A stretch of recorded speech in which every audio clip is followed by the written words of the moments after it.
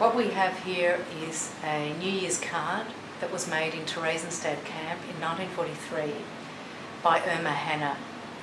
Irma was, I think, 13 years old at the time that she made this.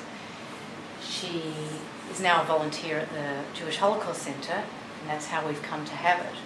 But her story is that she came from Dresden, Germany, where she was the only child, and her father died when she was young.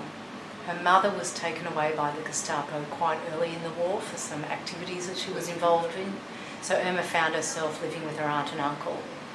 In 1942, she, along with other Jews from Dresden, was transported to Theresienstadt camp.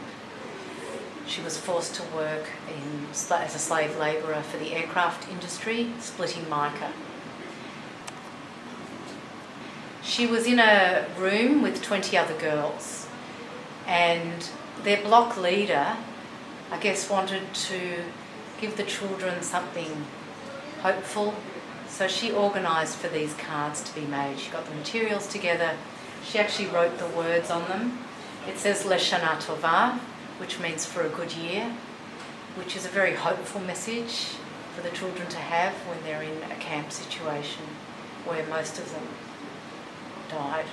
The children themselves did the hand stitching and the embroidery, and then they hid them under mattresses or in between cavities in the wall, and some of these cards, like Irma's, survived the war. Irma was liberated in 1945, came to Australia a few years later, and now works as a volunteer museum guide.